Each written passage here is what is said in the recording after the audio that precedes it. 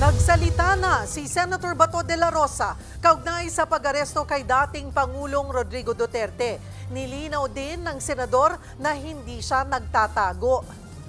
Live mula sa Senado, nasa frontline ng balitang yan, si Mayan Los Baños, exclusive. O Mayan, anong sinabi sa'yo ni Senator Bato?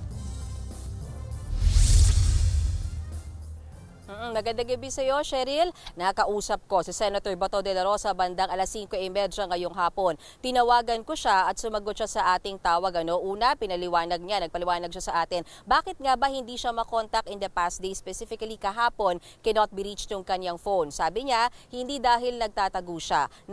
Nagpatay talaga siya ng telepono dahil siya pala ang naatasan na umasikaso ng motion for certiorari na inihain sa Korte Suprema. Oras na nalaman nila nitong weekend na meron ng arrest warrant ang ICC laban kay dating Pangulong Duterte ay nagpaiwan siya. Kasama pala siya dapat dun sa flight papuntang Hong Kong. Pero sabi niya, maiwan na siya para makipag-coordinate siya dun sa mga lawyers, madaliin at matapos itong mahabang petisyon na ito at maihain nga kahapon itong nasabing petisyon na ito, Cheryl. At ang sinasabi niya, hindi siya nagtatago. Sa katunayan, nasa may Mindanao area daw siya at katatapos lamang niya na mangampanya sa may bandang Surigao. Cheryl.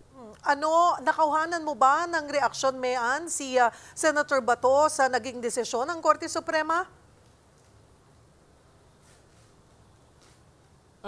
Ang sinasabi naman nila, meron pa namang pagkakataon na sumagot. So hoping pa sila na hindi basta dito natatapos yung sa junking o yung at least yung hindi pagbibigay ng TRO. Pero ang sinasabi nga niya, awang-awa siya doon sa nangyari kay dating Pangulong Duterte. Tila daw ba excited itong Philippine government na isurrender si Pangulong Duterte sa foreign entity. At ang sinasabi pa niya, flimsy excuse daw.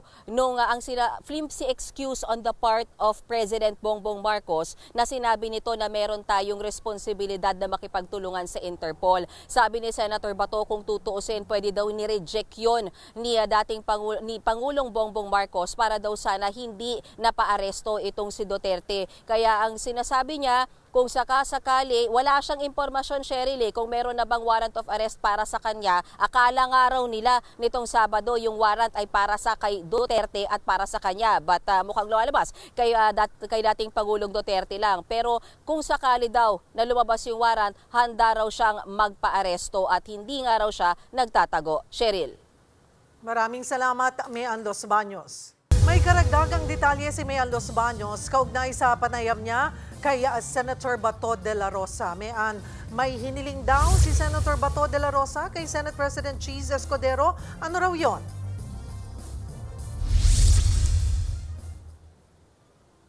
Hi Cheryl, balak kausapin ni Senator Bato de la Rosa sa Senate President Cheese Escudero para hilingin na kung pwede, sakaling lumabas yung warrant of arrest mula sa ICC ay wag muna siyang isurrender ng liderato ng Senado, lalo na kung may sesyon itong Senado kasi may common courtesy yan Cheryl, at may precedent yan sa mga nakaraan. For example, nung time ni dating Senador Trillanes na pwede sila dito magstay sa loob ng Senado kapag may nakaumang na pag-aresto at hindi sila pwedeng pasukin ng mga otoridad. So yun ang sinasabi ni Senator Bato, sakaling lumabas yung ICC warrant at merong sesyon ng Senado, baka daw pwedeng dito muna siya tumambay sa loob ng premises ng Senado para hindi siya agad maaresto. Gayunman, idagdag ko na rin, natanong natin siya ano bang mga preparasyon niya for the looming arrest. Sabi niya, nakausap na raw ni Senator Bato ang kanyang pamilya sa kanyang desisyon na isasabit naman niya yung sarili niya, hindi na siya manlalaban kung baga. At ayos naman daw yung pamilya niya sa ganyang desisyon niya, Cheryl.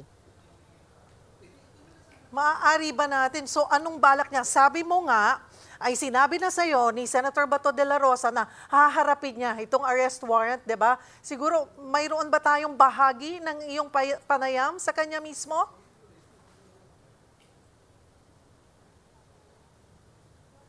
Oo, meron dahil dun sa kanyang interview, nagtagal yan ng 15 minutes at ang sinasabi niya talaga, ready naman siya na magpa-aresto kung sakasakali. Bagamat sinasabi niya, Cheryl, dati, alam mo yan, sa mga previous reports natin, sinasabi niya, hindi siya naniniwala na may jurisdiction ng ICC sa ating bansa. Pero dahil sa nangyari kay dating Pangulong Duterte, sabi niya, mukhang nagbago na yung paniwala niyang yun at ready na siyang magpa-aresto. At ang primary na reason niya, kaya daw willing siyang magpa-aresto, ay para maalagaan si dating Pangulong Duterte na awang-awa daw siya dahil din sa edad at dun sa kanyang frail health. Narito yung bahagi ng ating conversation with Senator Bato de la Rosa.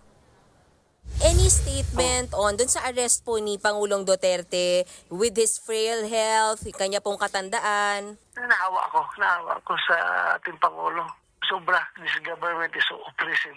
I can join the old man and hopefully makatulong ako doon sa kanya, maalagaan ko siya doon. If warrant is being served, is to be served, then I'm ready. I'm ready to submit myself to the authorities.